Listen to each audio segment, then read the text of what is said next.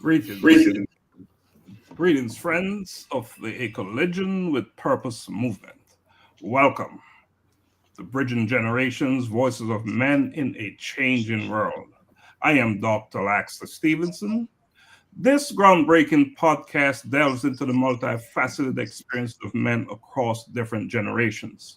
In an era where societal norms and expectations rapidly evolve, this show offers young and older men a unique platform to voice their challenges, triumphs, and perspectives.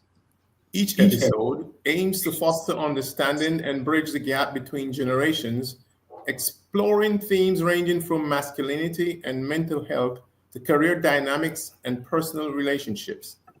By bringing together voices from varied age groups, the show sheds light on the commonalities and differences in the male experience, encouraging open dialogue and mutual learning. I am Dr. Garfield McCook, one of your hosts.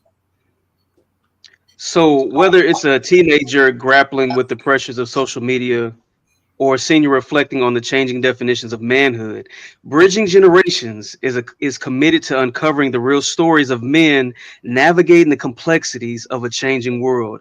I'm Dr. Juan Marcel, another one of your co-hosts. Doc, what's going on tonight? What's new? And what is new is what it's all about, right? It's what's up. Tonight is a little bit different. As you can see, we have Dr. Eric T. Meriwether on set with us. Normally, this is not how we do it, but there's so much to cover tonight that we're going to get him involved from the very onset. How you doing, man? I'm doing well. How about yourself? Awesome, Doc. Augusta, what's going on? How you doing? Just want to talk for a minute. Doing better, Doc. For those who don't know, recently lost the most important woman in my life with my mother passing away last week. So continue to just live day by day. And then each day I wake up, I strive to be the man of integrity, man of character, and man of service that she called me to be, because she was a person of integrity, dignity, character, and service. So working on some things now to not just live now and maximizing my purpose and extending her legacy, but also building something in her honor that will be a blessing to those who followed in the footsteps and trailblazed as she did, just for them in the future. So all in all, 1 week removed, I'm feeling blessed and just want to encourage everybody to maximize life in every opportunity you were given. Dr. McCook, how important is that to maximize life? It's very very important. Each moment that you have to hug or just chat with a loved one, it's a valuable moment. We are given this gift of life. I said it's the most important gift one can receive, is the gift of life, and we got to treasure it and make sure each moment is one that is really really really used to the best, by just expressing love to each other and just enjoying the what we have been given, the breath of life. So it's very important. And as Augusta said, he's going through his challenges right now, and because that breath has been taken away from his mouth. The breath here on earth is taken away, but she's still here. And Augusta, we had a conversation today, and you're actually starting a foundation in her name, in your mom's name. Yeah. And how important is that? How powerful is that? Important. With us? So the goal of the foundation that we're going to establish is my mother, for over 30 years, served the community of the greater Los Angeles, Compton, Long Beach, and Harbor Gateways. She served on a National Council of Negro Women. She served on the board of trustees for the United Way Agency for West Coast. So all of her years of handling millions of dollars and serving as a mentor and intercessor and community activist and person in the mayor's office, all of these things that she encompassed, I wanted to be able to build the framework for a foundation that not just serves the community throughout the year, but really the goal of it is to be a blessing to some young person in the initial year, and of course in future years, multiple people who are pursuing that, not just in their education and higher academia, but them in their lives, those who are active, those who are really serving the community. The hope is the hope and the prayer is next year, even at the next Collision with Purpose event, to be able to take some young college kid who's pursuing community work or social work, something with activism, who's working in their community and building for the future, and to be able to provide that person a little bit for some books, a little bit to ease the pain for the thankless work that they're going to do in the future. And I think this is something my mother would be truly, truly proud of. And I'm listening to you talk, and our special guest tonight will really understand what you're talking about, because he's living that life. He's living that life and just doing exactly what you're talking about.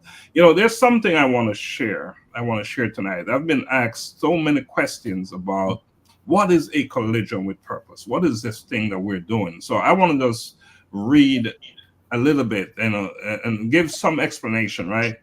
A Collision with Purpose movement is a dynamic organization that inspires individuals, communities to discover and live out their true purpose. Through transformative programs like the Colloquium, motivational events, and impactful initiatives, the company empowers people to overcome challenges, embrace personal growth, and make meaningful contributions to the world. Rooted in positivity, kindness, and empowerment, a collision with purpose transforms words into actions and actions into results, thus helping individuals turn their potential into tangible results. So that is who we are here, a Collision with Purpose movement. That's what we do. What I'm going to do right now, Dr. McCook, I'm going to play a video, because there's a big event coming up next week, and I want to play a clip, and I want you to explain what it's all about and tell folks out there how they can get involved. Okay? Sure. Man of nobility. It's the second annual Marcus Garvey Symposium, commemorating Garvey's first visit to Atlanta in 1917, happening Tuesday, March 25, 2025 at Big Bethel AME Church, 220 Auburn Avenue Northeast in Atlanta, starting at 5:30 p.m. in recognition of the United Nations International Day of Remembrance for the victims of the transatlantic slave trade. President of the UNIA, Stephen Golding, the keynote speaker. A special plaque unveiling by Jamaican Ambassador to the U.S., Her Excellency Audrey Marks, OJ, plus a screening of the first ever movie about the man, Messiah. $25 pre-sold on Ticket Taylor, $30 at the door. Visit AtlantaJamaicanAssociation.org. Sponsors: Atlanta Jamaican Association, Inc., UNIA, ACL, Big Bethel AME Church, Nubian Jack, Jamaican Embassy, Washington, D.C., AJ Cultural and Educational Fund, Inc., A Collision with Purpose, AME Sons of Allen, Atlanta Black Chambers, Black Art, Culture and Education, Global Humanity Network, Jamila Hall, Esquire, Dr. Shante Mangaroo, Royal Caribbean Bakery, and Utopic Staffing Solutions. The Marcus Garvey Symposium, Year 2, Tuesday, March 25 at Big Bethel AME Church. Don't miss it. Right, you heard it there. Don't miss it. Dr. McCook, what can you share?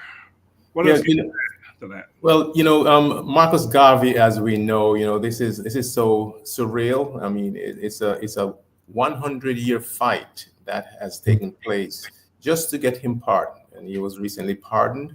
It was interesting that Justin Hanford, who is a Howard professor, he was one who was instrumental in getting this pardon done. And he reflected on how, when he got the call from the White House that this was going to happen, he got on the phone and he got with Dr. Julius Garvey, Marcus's son, because he wanted for him to hear it for himself. Hear it, not just a third party, but be there on the phone. So it's a very it's a landmark event. As I just said, this is the second year we're going back to Big Bethel Church, and it's significant. We're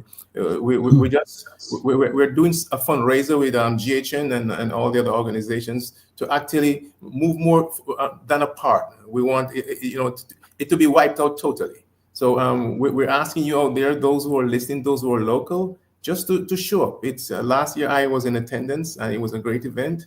This year, we're having our ambassador, Audrey Marks going to be there.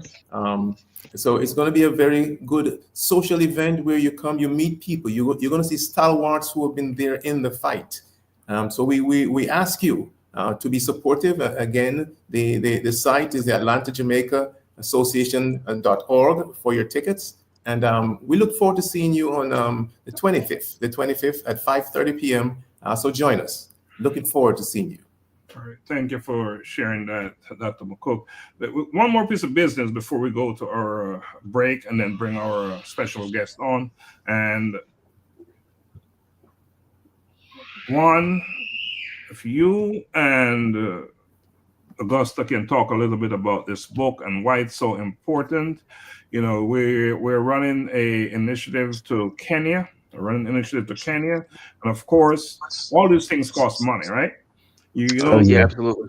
you don't get on an airplane and head to Kenya and do big things and build toilets and you know, donate clothes and food and all these things, sanitary pads to women with no money. So we are running a special here, if you want to call it a special, where I'll turn it over to you guys, to you, Juan. Well, yeah, absolutely. Doc, you as Doc said, you know, this is a trip. You know, this conversation that we have on a weekly basis, as you can see, to our audience, is generally centered around serving communities. And how major is it? How big is it that we are slated to serve a community across seas? So we all know that this whole movement is globalized, right? So every book purchased on the website, every book purchased on our website, a portion of that goes towards this trip to Kenya. So that's why this trip, this book is so big, because it enables us to continue this movement beyond U.S. land. You know, it enables us to move beyond that and go, and as Doc kind of touched on, to help build you know, places where these folks are sheltered, bathrooms, provide toilets, toiletries, just the bare necessities in a sense, for a lot of families and people in those communities that we are serving through this organization. Right. Yeah. I would. Something. Yeah, I would echo Juan's sentiments. Don't just purchase the book because because people who you like have taken part in the interviews and the anthology. That is an amazing work. Take part in, because for the 2.5 years that A Collision with Purpose has really been in existence, and it's broadened its network, and it's really its roots are planted in doing the work of, I still call it ministry, of doing this ministry and this work even abroad. So extending from Atlanta into Jamaica, and specifically in Kenya, where a lot of this audience is. And I will tell people, in your purchase of the book, that portion that goes, you're pouring into good soil, because this isn't something where, you know, you have a lot of agencies where, you know, there's finances that go, well, we got to pay this administrative and this. You're able to go on to Facebook, you're able to go on to YouTube, and you're able to see us weekly talk about the positive work and the effectual changes that are being made over there. If you're somebody who's into the diaspora news and you see currently some of the things that are going on in Kenya, the work that we are all going to do there, this group of probably 8 to 12, maybe 15 of us in June, is work that is absolutely necessary at a time like this in Kenya. So we're really excited. In any way you could support, go ahead, tap that link below, purchase and get a great book, and support an effort of really, really, really good work. Right. So on this initiative, while in Kenya, we plan to construct 2 pit toilets, right, consisting of several pits. We also plan to donate clothes. They talk about food, clothing, shelter, right? We plan to get into as well. We plan to sanitary pads. It's a big deal there. We will be getting involved with that at different schools. And we'll also be visiting cancer patients. So, we are heading up the Elizabeth Sitawa Cancer Foundation in Kenya, right? CBO. So that's all going to be happening from June 6th to June 20th. Now, let's pivot to why we're here tonight. Let's take a quick break, and then when we come back, Dr. Juan, you'll get to introduce our guests for the evening, and then we will have a conversation with him. All right. So let's take a quick break. We'll come back.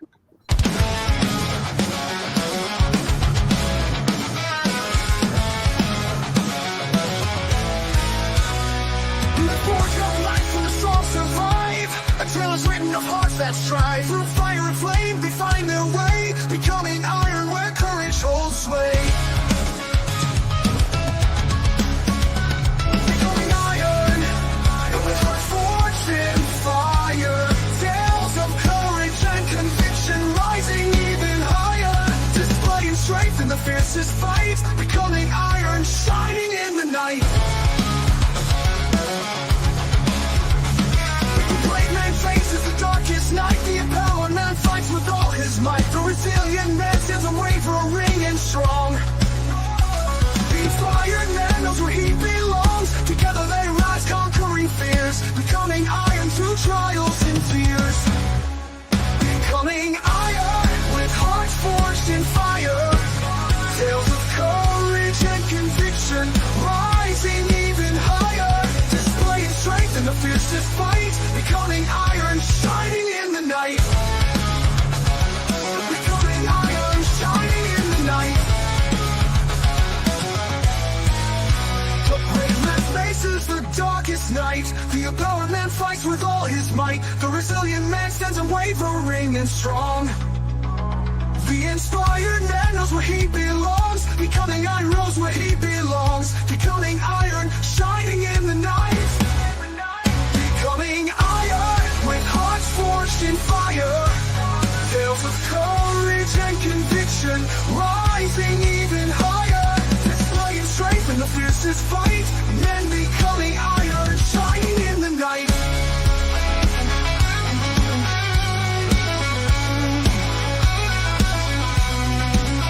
The brave man faces the darkest night. The empowered man fights with all his might. The resilient man stands unwavering and strong, shining in the night. And the tales will fold and the battles new. Convictions light sees them through. From abysses deep to the morning light. They becoming iron in the endless fight. Becoming iron with hearts forged in fire. Tales of courage and conviction rising even higher. Displaying strength in the fiercest fight. Men becoming iron, shining in the night. And the tales of old and the battles new. Convictions like season through. From abysses deep to the morning light. They become iron in the endless fight. They become iron in the endless fight. And the tales of old and the battles new. Convictions like season through. All right, welcome back. Welcome back to Bridging Generations, Voices of Men in a Changing World. And I believe we can all agree that we are living in a changing world, aren't we? Definitely. Absolutely. Now, Juan, do us the honor and bring our guest on. Look, to our audience and our listeners, I have the distinct pleasure and privilege to introduce a dear friend and mentor of mine. So I'm gonna do this, and he's gonna of course just deliver it much better because nobody knows it better than he himself. But just something real quick on Dr. Eric T. Merriweather. 2002, and you'll hear a lot about this. He founded the African American Association of Georgia, and through this organization, he's been able to champion for the underserved while executing his vision and touching the lives of people of all ethnicities in the greater Atlanta area. This organization, the goal has been to provide mentoring, education, health, and wellness, as well as feeding programs to support the sustainability of families becoming whole. So just to touch on a couple of things that he's done, he's been busy, right? So through the pandemic, even since the onset of his organization, he's been feeding families. But through the past 2 decades, he's touched and served over 7,000. And to this day, they consistently serve 1,100 families each month. That's big.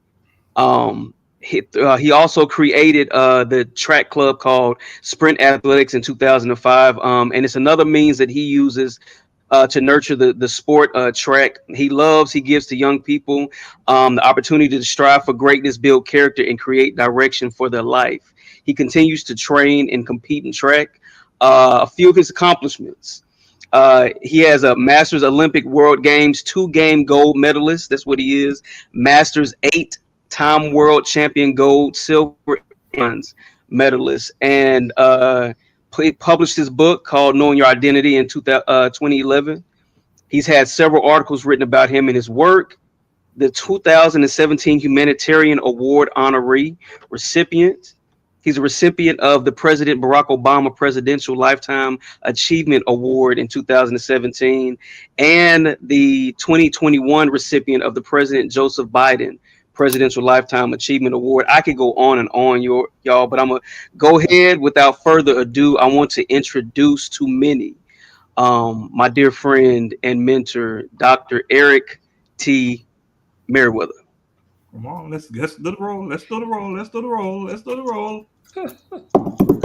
There he is. Hi, how's everybody doing? Doing good, Doc. Good. E. Juan, I really appreciate how you did and said what you said. You're doing it better than I would. So I appreciate that. I like to basically be represented as a quiet storm, if that makes sense. I think some people will know what I'm talking about. Yeah. Understanding who you are, knowing who you are without having to broadcast it, because you should be able to wear who you are versus having to vocalize who you are. So, Agree. Yeah. So for me, with, like I said, he said I'd done a myriad of things, from writing a book to coaching kids that I've been doing since 2005. I've been helping families. This May will be 23 years for our organization. Started it in 2002. And the interesting way, I'll be real quick with this, the interesting way that it got started, I think, I will say that God dropped something in my spirit. And I was like, God, you got the wrong person. You got to go get somebody else to do this, because I'm not doing this. This is too big for me, right? So about 2 months later, I heard the Lord say, if you do this, then I got everything else. So I filled out my 501c3 application, had it back in less than 30 days. And you all know that's unheard of. So Right. God will be involved in that to make that happen the way that it happened. And ever since then, I've been working hard to do God's business, do his work, and everything that he tells me to do. I can attest to that. I can attest to it. So let me share a little bit, because I even hearing you talk about the things that have gone on with your mom and the passing of your mom and everything that you're going through. Just know that that beacon of light that she has created for you is always going to be around you. The angels have transferred to you from her. So it's like everything is there. You have all the tools necessary to do what you need to do. Keep your head up, keep smiling, never look down, because mom, you know what mom will do if you look down. Oh yeah. So just stay up and be proud of who she is, was, and now she's in the presence of God. So understand that and know that her life was not in vain, because you were created to grow in purpose. So that's what I wanted to say to you. So with my book, it's called Knowing Your Identity Through Christ. I wrote that in 2011. I was just sitting around, and it was like, for me, it was a way of escape when I wrote the book. So a little bit about the book is I was molested when I was 5 years old. I was raped at 13. My mom was in an abusive household. She went through abuse, physical, emotional. She went through a lot of things. And, I think it's part of the culture that we were in when back in the 40s and stuff that our parents went through.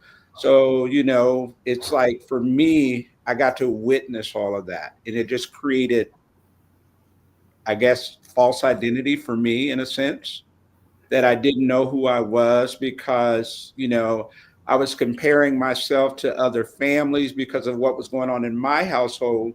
I wanted to be in another household to see if something was going to be different or didn't like the actions of my father and the things that he was doing when it comes to abuse with my mother. So that took an effect on me. And when I wrote the book gave me the ability to create a release for myself. Mm. And it allowed me to see myself differently versus being part of that era of going through the abuse and my mom going through the abuse. I've learned to focus and identify with things in such a way, because at the end of the day, what I've learned concerning my father, I call it a learning disorder, that he only learned what he saw his father do. So that's how he knew how to do that or keep people in control or however he was doing it. But it's a lot of things that go on in our culture that is displeasing to me. And I think it's basically because of identity and the things that have been done to our culture altogether. Mm. Well, thank you for sharing that. Interesting. One, you've been trying to get Dr. Eric on this program for a while, haven't you? Yeah. Well, it happened at the right time. So, Doc, welcome. It did. To the show. Thank you. Yeah. You're coming on. And so, your journey spans philanthropy, athletics, leadership, and Yes. entertainment. You've done it. Even though you don't like to talk about it. Right. Tonight you're going to talk about I'll it. talk about it for you. Now, again, in 3 words, let's define who you are in 3 words. In 3 words, I am strong, I am brave, I am bold. I played that Becoming Iron for because after that strong with that video, because after reading your bio, that's who I saw. Man becoming iron. Man who is resilient, brave, is all about empowerment. And what's the other one? Empowering, resilient, brave, inspiring. There you go. And that's who I saw. And that's why I played that song. Okay. That song. All right. Just to say this is who you are. And we need more men, more black men. Yes, sir. And that is an anthology we're going to be doing about Becoming Iron. And we will have about 20 authors in there of men, black men, talking about tales of courage and conviction, with each of them identifying in a category that is that not that they don't have all these different categories that they embody, however, that one where their strength lies, right? So Juan, I'm going to pass it to you, and after you, then we'll go to Augusta, then Dr. McCook. Absolutely. So, is Dr. Eric T. Merriweather, but I affectionately call him E. So E, my question is, so your journey from working out of your garage to serving over 7,000 families is truly inspiring. It is. What was the defining moment that turned your vision into action, and what kept you going during the early challenges? I would say for me, it was the children that I work with, the children that I coach. A lot of them, with the 35 families that I started off with, a lot of them were my track kids that I work with. And a lot of them had no food, no clothing. And then a light bulb just went off because, I was basically spending my money to take care of them. So it's like, that's who I am. That's what I do. But a light bulb just went off. And I was like, hey, you got something here that's going to be great. And, when God gave me the vision to do that, I was like, I took charge after, I went through what I went through and took the 2 months to act like I was hearing God. And then all of a sudden, I had to hear him. And I was able to go in a space and feel the emotions of those children because of the things that I went through in my childhood. I was able to identify with them with all the stuff that they were going through because, you know, I was working with kids that were abused. I was working with kids that didn't really know who they were. So I try to instill in them that they are great no matter what. No matter what your circumstances are, you are still great. God created you for a reason, and God only creates greatness. He doesn't create joke.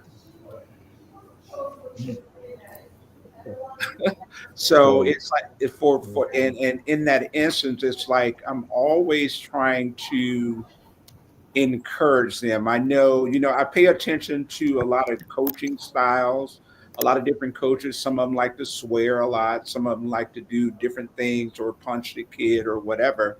That's not me at all. I will say that I'm 95% calm. I have 5%, and I tell them it's like a F5 tornado. You can choose the 95% or you can choose the 5%. It's your choice, but you make that choice to choose which one you want.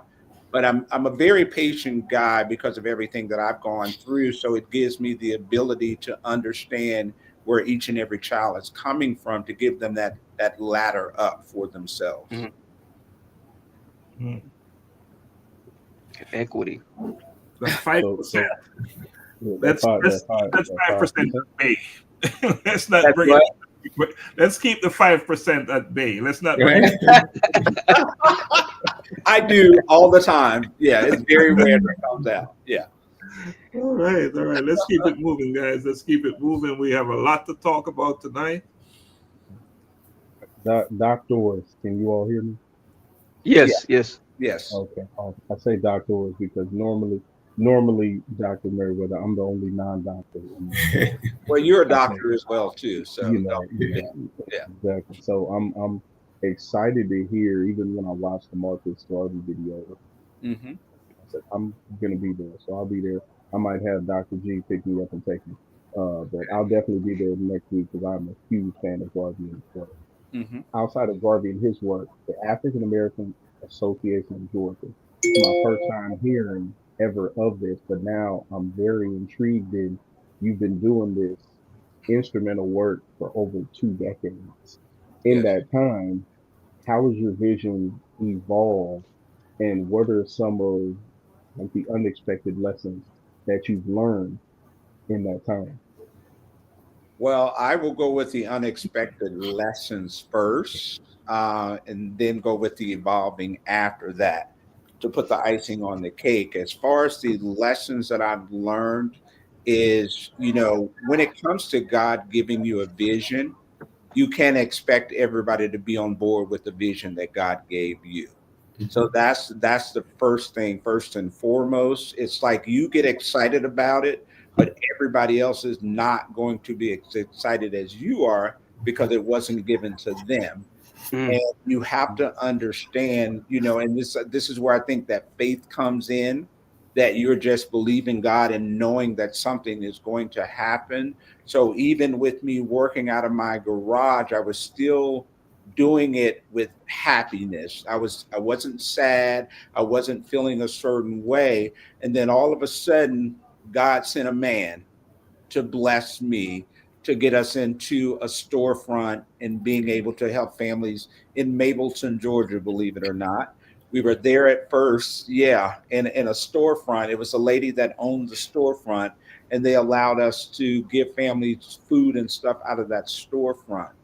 And then moving forward, there was another gentleman that God sent he had a warehouse, and he didn't even charge us anything. We were not paying anything up until 2010. So everything that we were doing, there was no expense on our end as far as covering, you know, electric and all of that. We didn't have to pay anything. And that happened from, I want to say from 2006 to 2010. Yeah, so he did it. So, and I was very, I was pleased and excited, you know, and then we moved into a warehouse space. We right now currently are in a warehouse space. It's like maybe close to 10,000 square feet. So we have storage space, we have shelving, we have all of that. And the icing on the cake is that we got blessed with a walk-in refrigerator, freezer. All of that was given to us through a grant. The shelving was given to us through a grant. So this is how God has been moving. And the thing that I've learned, even with this nonprofit, is like people, in a sense, will, I'll be honest and candid, they take advantage. Mhm. You know, so you have to be careful why so many people want to be around you. People try to get close to you to understand who you are, what you're doing. And some of these same people have started their own nonprofit. You know, and I don't mind, because you can't take what God has given from me. You know what I'm saying? But just be honest when you come in to have a conversation with me, that that's the idea that you want to do, versus kind of just taking my model and using the model that I'm doing, which is fine. I mean, because what is mine, and what's theirs is theirs. So those are some of the lessons that I've learned. And then also I went through a scare a few years ago where I was given some medication and I had a stroke. And of course you wouldn't be able to tell that, right? Mhm. So I couldn't talk. I had no vision on my right side. My whole right side could not move. But by the grace of God, I'm telling you, I was in the hospital for 5 days, in inpatient rehab for 5 days, and then I was back home. So that's how quick God moved, because I was really adamant about being in therapy and not laying in the bed. So, you know, if anybody's out there listening that has gone through that, you are not what has happened to you. You have the willpower, you have the strength to do what God called you to do. Don't let man tell you, oh, it's okay, just lay and relax. They tried to put me in a bed with an alarm on it. I didn't agree with it. I threw a fit. I did everything I could to not lay in the bed. And I began to walk around the wall in the hospital and kind of move walking on the wall, and got everything back in approximately 3 months. The therapists and nurses and doctors and everything said they've never seen anything like it. So that's why I say, but God. Yeah. No speech, but I'm talking to you all right now. So Yeah. it's like the goodness of God. Yes. We got to get an organ in here, Juan. Juan, though, right about this. Juan at the age where he remember the old school church. Right about now, they hit that chord. You know, get your praise report, man. Facts. Yes, interesting. Interesting, Doc. Interesting. You know, Doc, earlier, you know, when you started off in your introduction, you mentioned something about the abuse and everything, and you know, Yes. you use a new term which I hope I can use it. I think it was learning disability. I think that was a term. So if I understand, you're saying that based on your father's action, he learned from an abusive father, if for the want of a better word, but then you were strong enough to break that chain. Yes. So thank God you were able to break the chain, and you got the energy to do what you're doing today. So congrats on that. Now you also did a launch of the African American Association of Georgia, but then I see where you took it a step further, and that's what I call growth. So the launch of the African American Association of the USA, Yes. which I call AAA USA in 2020. Yes, sir. It signified an even greater or bigger mission. What inspired this expansion, and what specific impact are you aiming to achieve on a national and possible international level? Well, it's funny you say that, right? Because initially when I started the organization, I had a vision of the organization being in my hometown, which is Memphis, Tennessee. So we've been doing stuff in Tennessee, but I also, God showed me Washington, D.C. He showed me Miami, Florida, and he showed me one other location. I just can't remember it right now, but I knew that I had to expand because we were looking at the thing that I have on, in a sense, on my wall is AAA USA, but initially I had AAAG, AAATN, which is Tennessee, AAA FL, which is Florida, AAA DC, you know, so I had all of those things in line, but I think USA represents the entire culture of USA from that perspective. But the other thing is, it's funny that you're talking internationally because I've done some stuff with some groups in Jamaica. So it's like we've been instrumental in being able to help some people over there with school supplies and different kind of toys for the kids and, you know, non-perishable items and stuff like that. So I am really hoping in this new era that things begin to change in such a way. And I'll just say this, not looking at the presidential thing that's going on, but, you know, sometimes God allows things to happen for growth for his people. So we have to learn how to grow. If we're paying more attention to the person that's doing the action, then we've already missed God. Understood. Well Good explained. stuff. Yeah. That organ, man, that organ. We need that organ soundboard. G chord right there. Yeah. And my thing is, for me, it's like when I'm helping these young people, is giving them a sense of identity, you know, because your parents, and you know, our parents did that. They were like, boy, you just like your daddy, you this, you that, you know what I'm saying? And it labels you. So you're boxed in to a label. And what I've learned to do is step outside of the box and understand how God identifies me instead of man identifying me. Wow. From that perspective. Yeah, because it changes your whole agenda of who you are. And you have to learn how to break the glass ceiling in a sense. You know, no matter how far your dad went, you are supposed to go farther than he ever went. So don't use that as an anchor to determine how far your destination is. Amen for that. Yes. All right. Dr. E. Yes, sir. Here's a man that is not going to let his situation define him, right? Say that again. So here is a man that will not let his situation define him. Absolutely. And that's what it's all about. So, Doc, talk to me now about the education sports complex. Okay. And where are you with that? Well, I'm like right now we're like just sitting on it because I've had, you know, I've shared it with some people, NFL players and some other people. And those exact same people tried to use my stuff.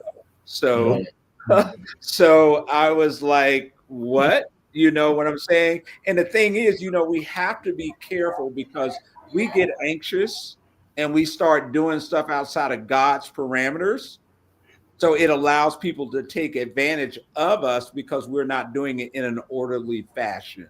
We get anxious and we don't want to wait like God said. But if God does what he does without us being so overzealous in doing the stuff, then I think it'll work out. So what I've done is just kind of held off. I have everything. I have all the drawings. I have all the financial components that's going to cause the sports complex to run and do everything. And God gave me all of this vision back in 2002. And when I saw it, I was like, Lord, you got the wrong person. You got to go get somebody else to do this because this thing was big. It was like, so what we're doing is working on math labs, reading labs, the fundamentals of learning, because a lot of our kids don't have the access that they need. And a lot of our kids, and the kids that I work with, they can't read. They don't know how to do math. They say they hate math. I loved math when I was in school. that was my favorite subject. But a lot of these kids, they don't tune in because they have so many other distractions. So the biggest thing for the education sports complex is take away the distractions and give them the tools necessary for growth. And once they get the tools necessary for growth, then they're able to do the sport thing. So we're doing track, it's track and field, it's football, it's soccer, it's gymnastics, it's basketball, it's chess. It's a lot of different components to the education sports complex. But we also want to help families as well, because again, you can train the child, but if they go back into a dysfunctional environment, it's going to corrupt their environment because they're in a dysfunctional environment. So we don't want that. So we get the parents engaged and allow them to have that same access as the children. Absolutely, absolutely. Gentlemen, let us take a quick break, all right? And when we come back, we're going to talk about personal resilience and leadership, but that's what we have here in Dr. E. Again, you're watching Bridging Generation, Voices of Men in a Changing World. All right, we're going to go take a quick break, and we'll come back, and Juan, you will lead off. I'm a bold kid, I'm a bold kid. I'm a bold kid, I'm a bold kid. I wake up in the morning and I praise the Lord. I thank Him for His protection, and I walk in His steps, declaring that today's provision is set up for me. I love God and I love my friends. Yeah, I'm a bold kid. I'm a bold kid. I'm a bold kid. I put on my armor and I read His word, blessing come out of my mouth, cause I know to whom I belong. I am bold for Christ, Holy Spirit dwelling within me, carrying His presence wherever He sends me. I'm a bold kid, I'm a bold kid. I'm a bold kid, I'm a bold kid.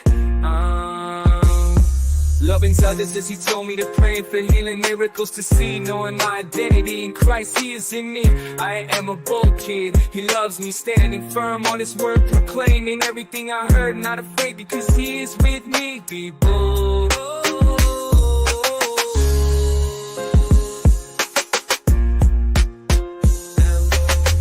I'm a bold kid, I'm a bold kid, I'm a bold kid, I'm a bold kid. I put on my armor and I read His word, blessing come out of my mouth, because I know to whom I belong. I am bold for Christ, Holy Spirit dwelling within me, carrying His presence wherever He sends me. I'm a bold kid, I'm a bold kid, I'm a bold kid, I'm a bold kid. Right, welcome back to Bridging Generation, Voices of Men. And Augusta, real quick, the Bold Kid gears, are they up and running? Bold Kid gear, most part, up and running. Still some things that need to be. Augusta, you're real muffled. Go ahead and, I don't know what's going on, but we're not hearing you clear. So work on that. And I think it's a microphone that you got going on. Try and go direct. All right, so yes, the Bold Kids gears, they're up and running, I was just told, and I posted the link in the comments, so you can order your gears there at theboldkids.com. Yeah, up and running. One, while Augusta is working on his thing, let's go ahead and talk a little bit about resilience and leadership. Yes. So, I'll start it this way. You know, you describe struggles as triumphs. Can you share a defining moment in your personal journey where adversity became the catalyst for your greatest achievement? For me, it was my father, to be honest with you. With him, my dad didn't talk to me. He didn't do anything with me. He did everything with the other children, but he didn't do anything with me. He had in his mind that I was somebody else's child when in fact I was his child. You know, so it's like understanding that and getting through that, because I was treated so different and made me feel like an outcast. But one of the things that I did when I said that I matured, I was probably about 20. And I said, I believe the Lord led me to call my dad and have a conversation with him. And I had a conversation with him. My daddy, he was, we're going to say it old school, he was a cusser. So, he did what he said, what he had to say. And then I said, Dad, how about if I come home and you and I get to know one another? And he paused for about 5 minutes. And then he said, yes, he would like that. That was a defining moment for me. And it was also a proud moment for me, hearing that from him. And then I will say it's tragic, but it's not tragic. And I'm going to tell you why it wasn't. So 3 days later, when I was supposed to go home, my father drowned in a boating accident. And I was so angry with God, but I think God was trying to expose me to something in such a way that I was so dependent on him. And I decided to not talk to God for about 6 months because I was angry, because the one thing that I wanted, I felt like it was taken away from me. And then a few years later, God and I had a conversation, and he said to me, he says, if I had to let you met with your father, then you would have thought that was all you needed, and you never would have made it to your destiny. So it created a destiny change for me. I'm thinking that my destination is getting the respect from my father, but that wasn't the destination. The destination was having the incident happen in order for me to grow. But the Lord allowed my father to come back to me in a dream and tell me that he was proud of me with all the things that I'd done with the organization, with writing the book. So my father was never around when that happened because he died in 1983. So he never got to experience what I'm doing now, as far as the nonprofit, as far as the life coaching. He never got to experience that. But his spirit came back and said that he was proud of me. And I'm assuming that's God's way of giving me that push and making me understand that it wasn't about me. It was all about the destination that God had planned for me. Yeah. Man, that's powerful. Yeah, that's powerful. So I would, and even in seeing, like you said, that growth is growth. It's amazing to be able to understand, even in that moment, that this was God's timing was perfect. This was something he ordained. This was he set up. And in all of this, I hear the consistency of your faith. And in organizations you've led and you've built things from the ground up, along with your faith, what other leadership principles have guided your success? And even to someone like me, who you heard speak earlier, who's trying to build something and be, in community, what would be, with those leadership principles, what advice, what mentorship, what guidance would you provide to those who are looking to not necessarily follow in your path, but even blaze their own trail as somebody trying to be effective and a change agent in their community? What I would say to that is really know your gift and understand your gift. And don't let anybody separate you from your gift that's been given to you, because people will try to distract you. They tried to do me. They told me that it wasn't going to work. Some people that really can't see said God ain't in that, and they were completely wrong. Here we are 23 years later, and they were completely wrong. So you cannot pay attention to man, because when you pay attention to man, you're actually basically paying attention to dirt, right? And dirt creates, layers. It creates dust. It creates layers for you. And when the dust comes, you don't have the ability to see with clarity. So I'm feeling something. I don't know if y'all are, but I'm feeling something right now. So it's like I'm going in that space of hearing stuff, and this is for everybody that's on right now and everybody that's listening. Your dust doesn't define you. So what I'm saying is that your flesh doesn't design you. You have to choose your spirit man and let your spirit man, because God said, I knew you before I formed you. So that means that your presence was there before you even got in the flesh. So understand what your presence was in the spirit, because when we got into this body, it clouded our judgment, it clouded our mind, and we were thinking different. So the war is not for the spirit, the war is not for the flesh. The war is for the soul, and your soul is trying to find out an identity and trying to identify with something. So either your soul is going to identify with the spirit of God, or it's going to identify with the flesh of man. Yeah. Preaching good. Preaching good. Interesting. Preaching good.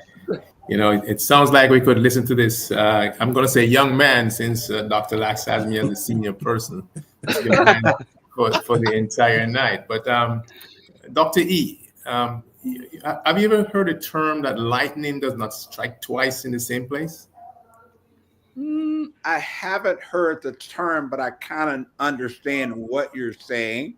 Okay, so there's a term like that. Lightning doesn't strike twice in the same place, but I see where you've been honored twice with the Presidential Lifetime Award, and to me that defies the odds. Right. And it speaks volume about your impact. I mean, what does this recognition mean to you, and how do you ensure that your work continues to inspire others? So for me, I'm honored that both of the presidents recognized what I was doing in the community.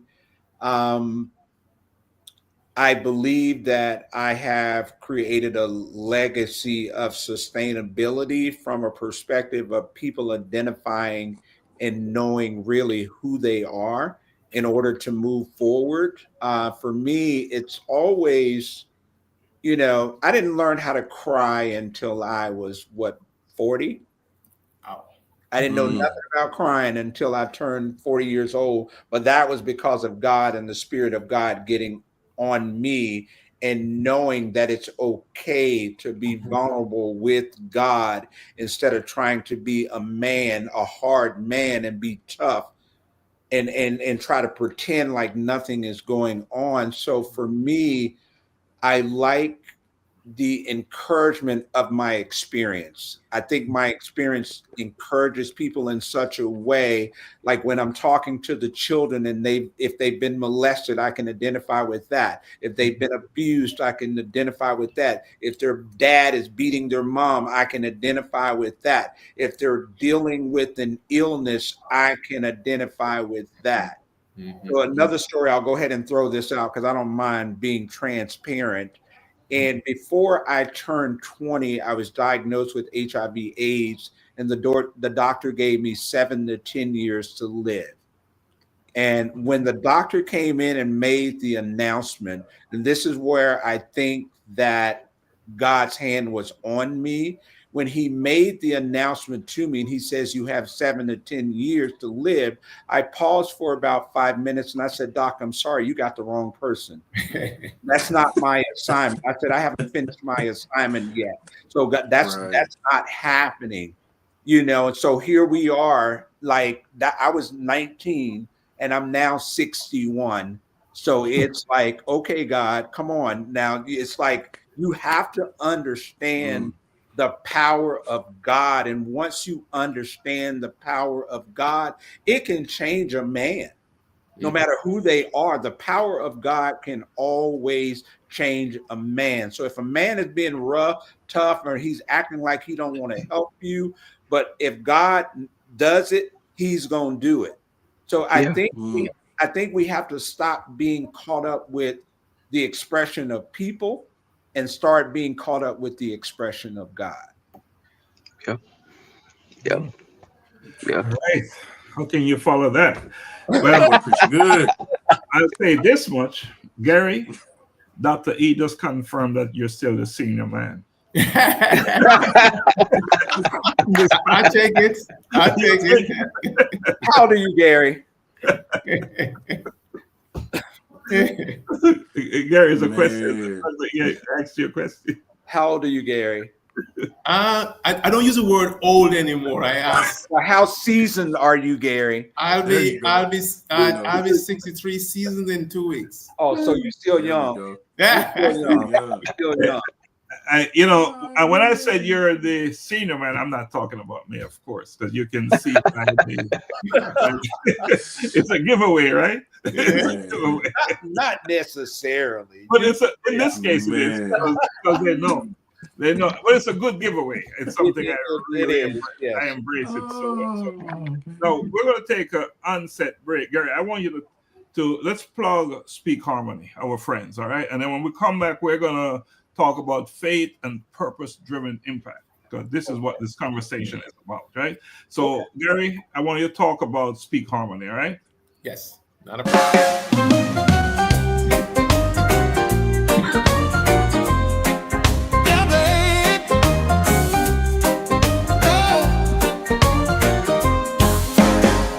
It starts with a spark, a vision so clear, where voices unite, there's nothing to fear. Access meets opportunity, we pave the way, sharing leads the charge, tomorrow lights the way. All right, Gary, what's this all about? Speak Harmony. Yes, so we on every Tuesday at 7 p.m. we have two great, I call them sisters, Sharon Thompson and Tammy Gammon, that has a podcast called Speak Harmony. Two great, powerful young ladies here, living here locally in Georgia, and we invite you to tune in. It's at APAP Media on YouTube every Tuesday night at 7. A very interesting conversation. They take podcasts to a different level. So audience out there, we look forward to seeing you tomorrow when we are on listening and making our comments and boosting these two young ladies, Sharon Thompson and Tammy Gammon, on Speak Harmony tomorrow at 7 p.m. And just to add, Tammy Gammon will be my guest on Life-Changing Conversations, Inspire Action on Wednesday at 12:05 p.m. All right, and so just join us then. It's going to be a powerful conversation. We'll be learning so much more about Tammy.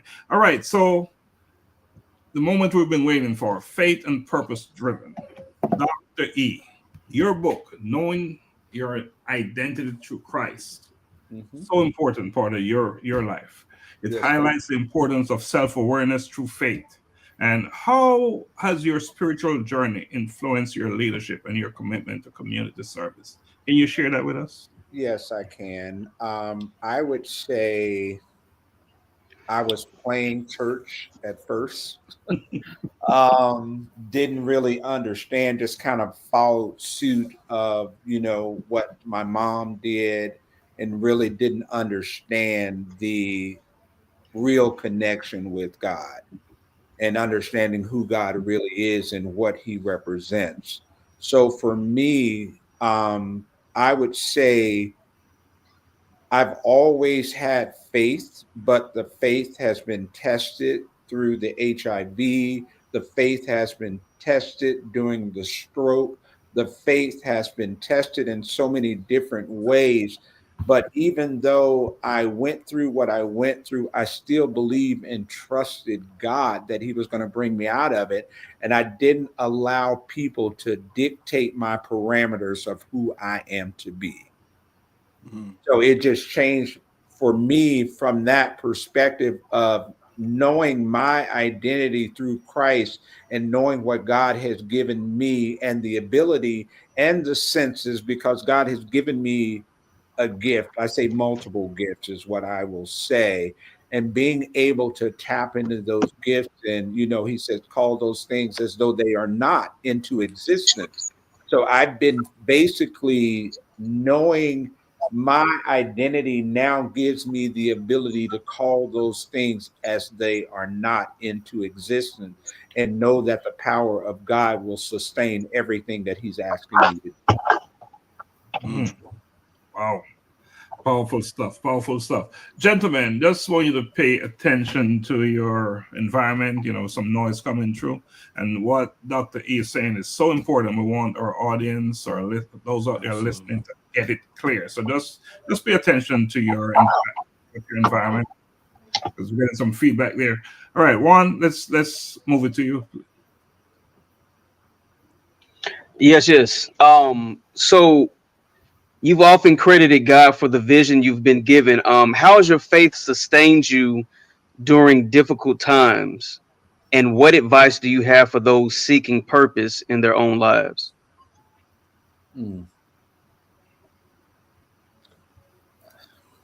Repeat that one more time for me. How has your faith sustained you during difficult times? Mm-hmm. And what advice do you have for those seeking purpose in their own lives? Okay. Sustaining faith is, you have to understand faith first and foremost, because I didn't really understand faith. And I hope I don't get emotional, but I didn't understand faith at first because I thought it was basically some kind of magic potion where you just talk and things just happen. But at the end of the day, God knows whether you have faith or not. God knows whether you're believing in him or not. So you have to take ownership of where you are. If you don't recognize where you are, faith can't lead you anywhere until you recognize where you are, recognize who you are, and understand how things are flowing through you spiritually, first and foremost, before you try to, I know people get on bandwagons and they go to different churches and they try to get this feeling, but it's not the goosey feeling. It's none of that. When the Holy Spirit comes, because he's going to shower you. It's going to be something that's going to cause you to be so subdued, and the Spirit is going to have you in a space. I call it Maya Angelou says in and out of time, in and out of time. So in time, we're paying attention to the flesh. Out of time, we're paying attention to the Spirit. And I kept trying to figure out what she meant with all of that. But I now know time, God doesn't do time. No.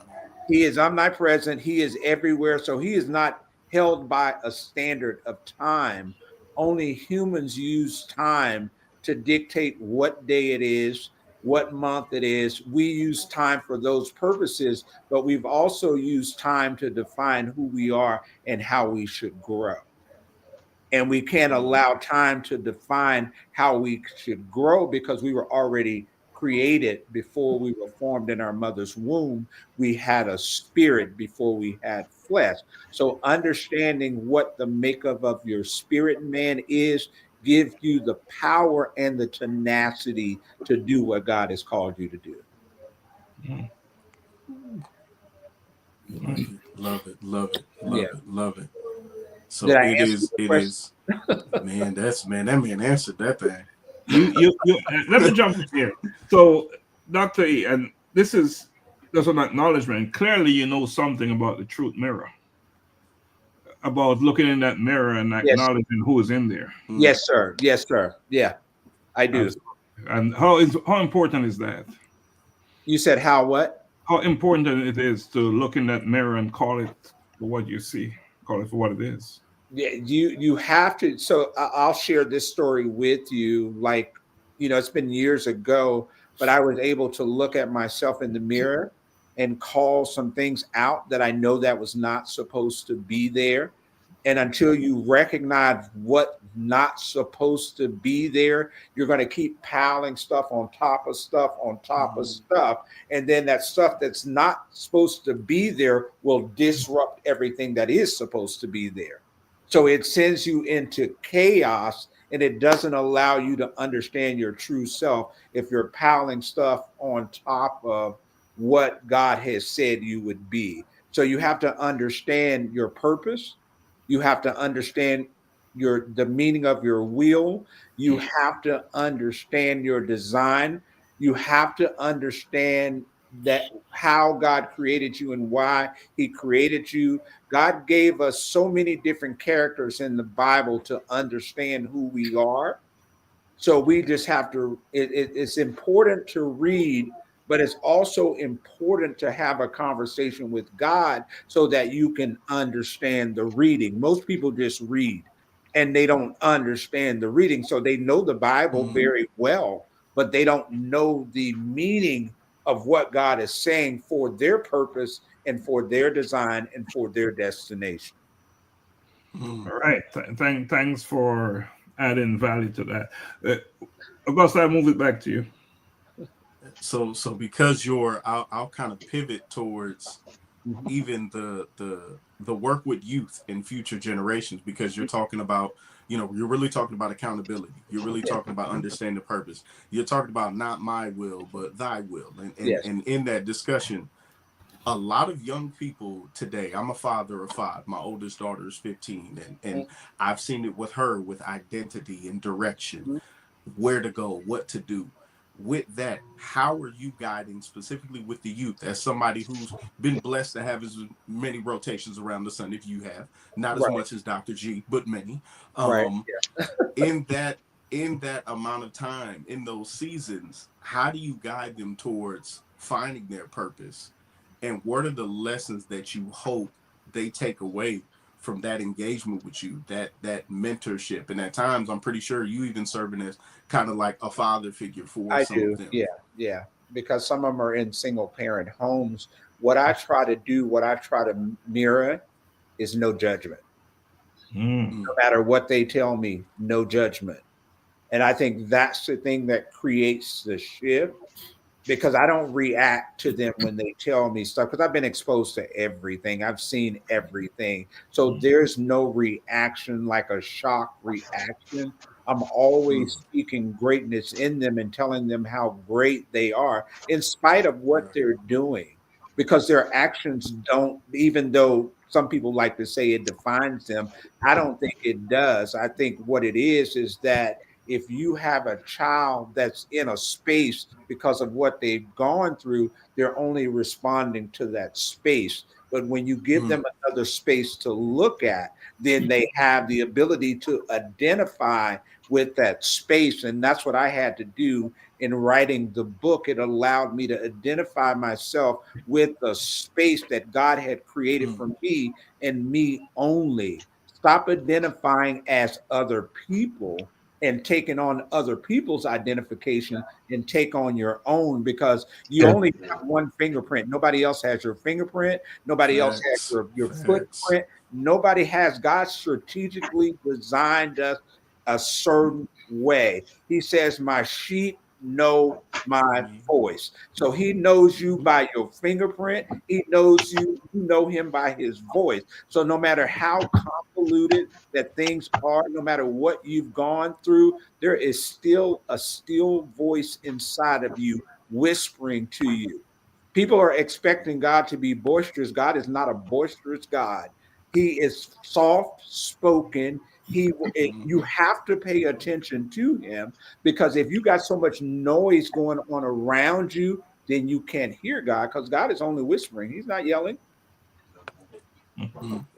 Powerful.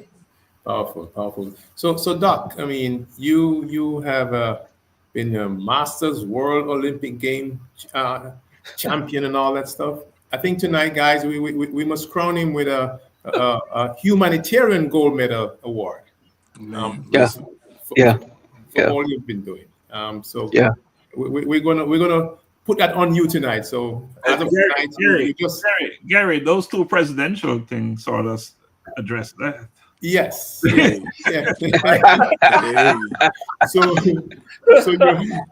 your track club has produced some of the top athletes in the SEC. Yes, sir.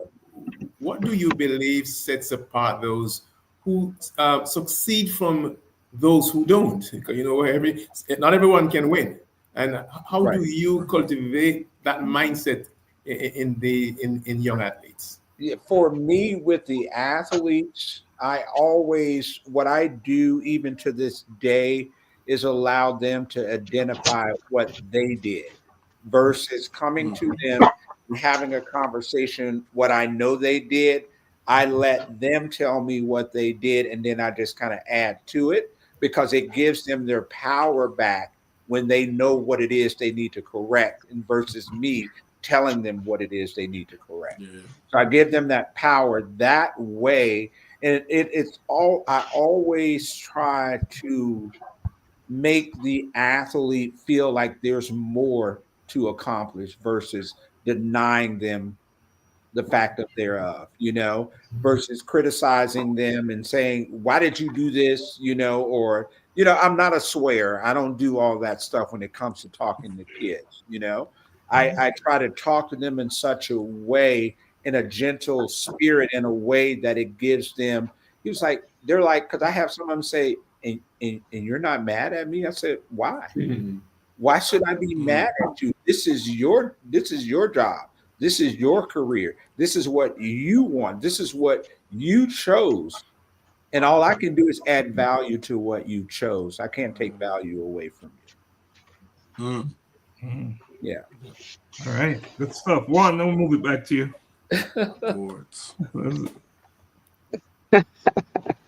Well, since we're talking about athletics and mastering sports, how's your experience in track and field shaped your mindset in business and philanthropy? Oh my God. That's a good question. It has really made me not take no for an answer. That's what I would say. When Bishop Long used to preach, when they say no, you just say it's on and pop it. Yeah. So it's like that's the thing that I learned from him, and knowing that it just changed everything for me. When I'm being told no, that I can't, I'm like, there's no way that I would allow people to deny me the success that God said I should have. No way. So that's what I've learned. And it's like, I go through my ups and downs, right? And I sometimes go through my sorrow, and I sometimes go through punishing myself. I sometimes go through criticizing myself, but that doesn't last very long. It used to last a long time, but it may last like 5 minutes now, if that. And I have a conversation with myself, or my spirit will have a conversation with my flesh self and say, do you know who you are? Are you serious? Do you know what you have accomplished through God's hand on you? Are you seriously doing this? Why are you doing this? The hand of God is with you, for you, and about you. It ain't about nothing else. It's about what God has created you to do. So be the visionary that he has called you to be. That's it. Man. Do what you're here to do, right? Yes. Let's keep it moving, guys. I don't want to take time watching the clock, but we still have more to cover. So I'm hearing the faith, and specifically the last thing that you just said. You said, don't take no for an answer, and you're building all these relationships and medals from presidents. And I go back to no for an answer, and clearly I know you're not taking no for an answer because you doing acting and voiceover work. So you saying yes, you are a yes type of brother. Tell me about the voiceover work and how storytelling has allowed you to tap into a new group of people to inspire beyond just the community service work and athletics. How now has going into that voiceover work and acting, how has that allowed you to branch out to a new audience? Well, it's oh my God, it has allowed me to branch out in such a way because God has given me the ability to be in the prophetic, is what I want to call it. Mm. So when I'm going into acting class, when I'm doing certain things, I do what the Lord instructs me to do when I'm having a conversation with the actors or the voiceover artists, the people that I'm working with. If I get a download and he tells me to speak, then I'm always encouraging people to recognize who they are and stop allowing the woes of life, in a sense, to dictate who they're not. Mm. Yeah, so I try to I try to be an inspiration to encourage, no matter what your background is. I don't care if you're homeless. I don't care if if you got a drug addiction. I don't care, because at the end of the day, there's something that God created in you. No matter what's going on with your outer appearance, there's something within you. You just have to tap into it. So I always try to encourage people to tap into that space. And when I get them, or when the Lord gets them to tap into that space, it creates this uprising and it makes them identify with something totally different than what they were identifying with before. Wow. Love it. So Love it. so that passion, you speak with so much passion. Oh God. I think this as a platform. Do you see this as a platform for your further mission? And what kind of roles or projects would you love to take? What's that one thing you'd like to do in the future? The one thing that I would like to do is get this script written for my book. Wow. That's what I would like to do. I really think it's going to help out a lot of people, because it talks about every kind of struggle that families have gone through, from, like we said, molestation, from disease, all the stuff. I'll say this. I've always had a lot of people, when they've read the book, or even talking about the book, everybody that talks to me says, I identified with something in the book. Mm. So that's creating identity, because they identified with something in the book. So no matter what their background is, no matter who they are, what their ethnicity is, it's like it still doesn't matter. God doesn't have a color. God doesn't have an ethnicity. God is just God. He's spirit, and he's just, he loves us all. And I think my overall goal is to just love the people into their destination, Mm. because love conquers all. Right, absolutely. And just for context, we're talking about knowing your identity through Christ. That's the book we're talking about here. And Dr. E, can you share with our listeners how they can get your book, how they can access your book? You can get the book by going to knowingyouridentity.com, and you can purchase the book on that website. Just like that. Just like that. Yeah. Yep. www.knowingyouridentity.com. Yeah, and if someone can put that in the chat, we'd appreciate that. All right. So, gentlemen, we're drawing down on time. But before we go, let's talk a little bit about legacy and the future. And we're talking about Dr. E's legacy and future. Doc, how important is legacy to you? How important?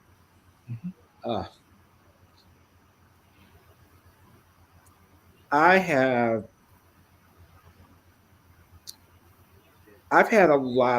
worked with a lot of kids, a lot, like more than I can count. And they always come back and say, if it wasn't for you, I don't know what I would have done. If it wasn't for you, I don't think I would be who I am today. It's so heartwarming. And I just got to share this story, right? My neighbor has a little girl, and this girl, I think she's infatuated with me. She's 5 years old. She's a Caucasian girl. I love her to life. And she did a card for me. And I'm in awe of what she did and how she designed the card. And it was like, I'm telling myself when she did that, I said it wasn't my human side Mm. that attracted her. Mm. It was the spirit of God that attracted her, because she's always like, I want to see Dr. Eric. I want to see, you know, and their family, they always play in my driveway. They come up the hill and they ride down the hill on their bikes. And the parents was like, you know, I'm sorry if and the camera goes off every time, and I know it's them. So I have no problem with it. I just love it. And I'm just glad that they see the spirit on me and can appreciate me no matter what ethnicity they are, because the spirit of God doesn't carry color. It's just spirit. Wow. Yeah. Wow. So I just want to add that a legacy that is worth leaving is one that serves others. Yes. Yeah. And a purpose that is worth pursuing is one that serves others. And that's where you are. I'm picking up. Yes. I'm gonna pass it to you, Juan. Yeah, so we've touched on so much tonight. So I'll ask this: looking ahead, what's next for Dr. Eric Merriweather? Are there any upcoming projects or initiatives that you're most excited about? The thing that I am most excited about right now is learning who God really is and understanding who God really is. Within the last year, I feel like God has introduced me to so much of himself, that it's allowing me to see myself in a different space and time, and knowing that my human body doesn't define me anymore. My human body has the ability sometimes to do what it wants to do, but it's like, again, I am in awe of how God's presence represents in a way that it creates change in my life and creates change in others' lives as well. Augusta, you get to follow that. Listen.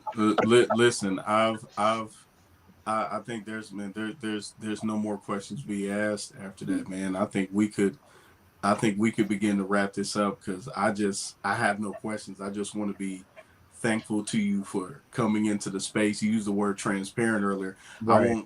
I tell people the word transparent is you're able to see things. I tell people transparency is things you would find out. Vulnerability is something I tell you that you would have never known if I didn't tell you. So Right. I appreciate your vulnerability in this space, man. Yeah, I'm going to buy the book. I'm going to make some phone calls, see who could write a script, man. I'm excited for the movie. Oh yeah, that would be awesome, and I appreciate you. And the thing that I want to share with you is that your days of coming are going to be great.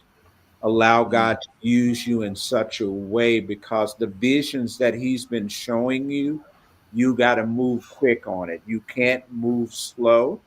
You got to go quick. There's some exciting things that's going to be happening for you in the things that you're doing. And we can certainly talk, you know, another time. I don't mind, but understand there's a call on your life to be great.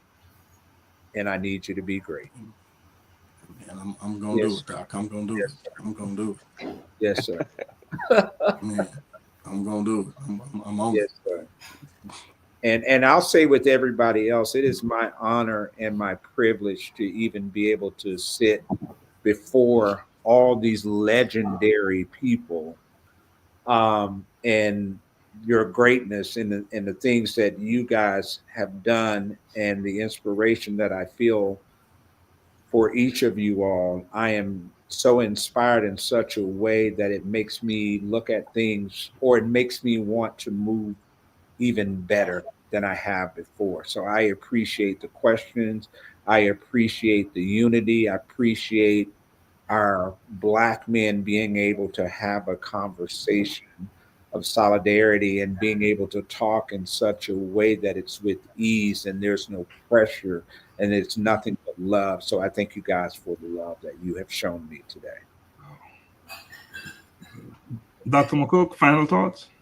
Yeah, the great Bob Marley once said, you must emancipate yourself from mental slavery. And the conversation we have had with your doc, it all seemed about, it seemed to talk about us thinking out of the box, with an open mind.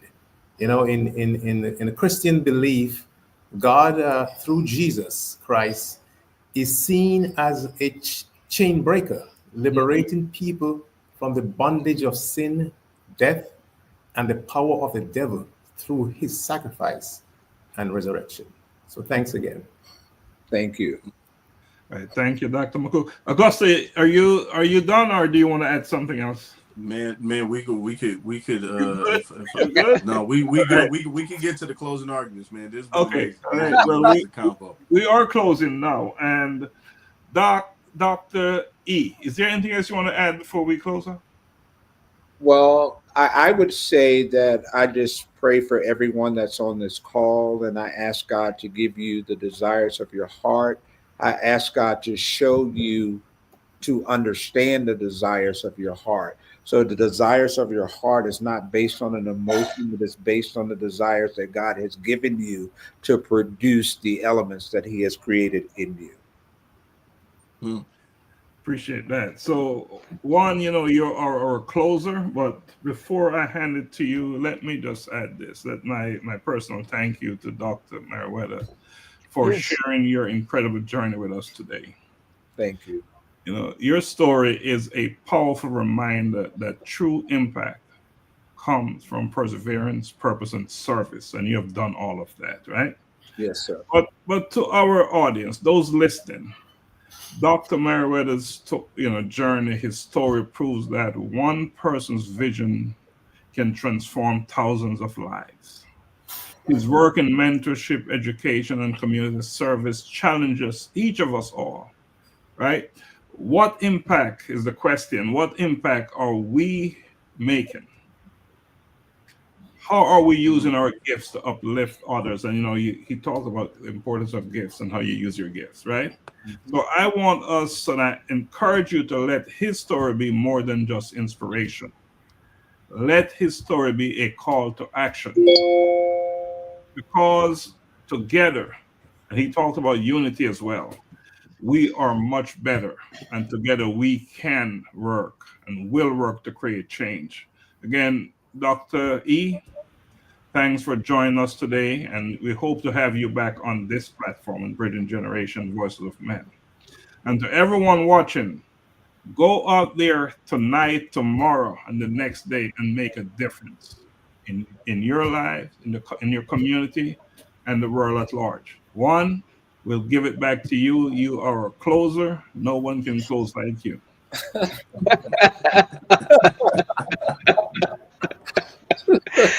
Look, man, if y'all haven't noticed, I've been all smiles all night. And I'll tell you why real quickly. Is because I've known, Dr. E affectionately for 22 years. I met him when I was 19. And everything that he shared tonight, I can attest to. And as gentle as he is with everybody else, he was like a father to me. So a lot of our talks were so gentle. But he was always big on, you need to know who you are and stop allowing other people to tell you or convince you otherwise. And he was very stern about that.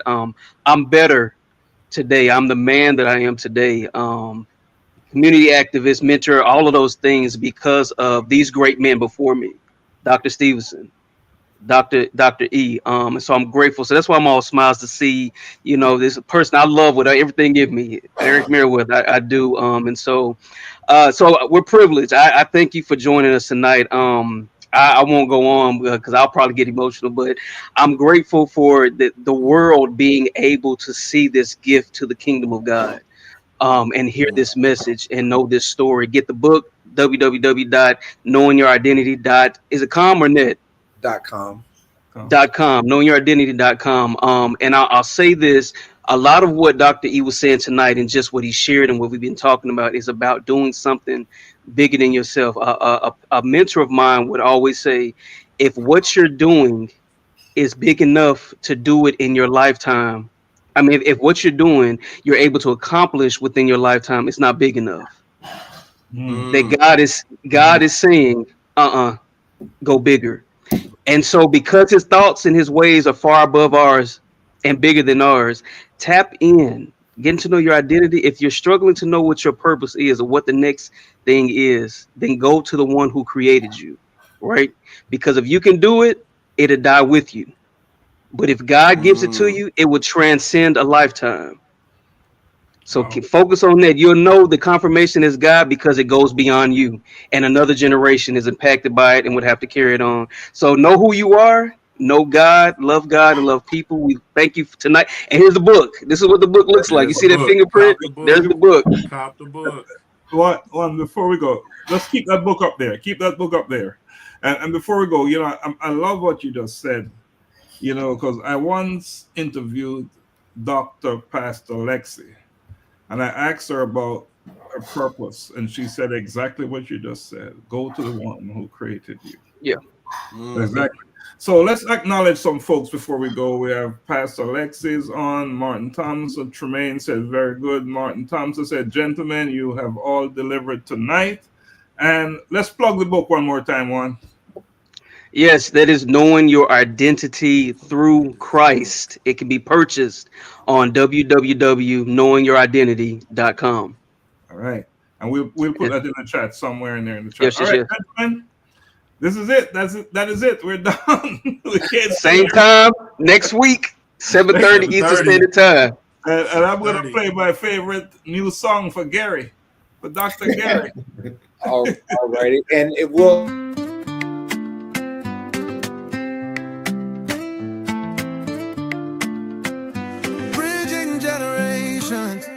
The world keeps turning, the times move fast. What worked before may not always last. Fathers, sons, brothers stand tall. Learning from each other, we rise through it all. Young and old, side by side, bridging the gap with truth and pride. The times may change, but the heart remains. Let's connect, break the chains, bridging generations.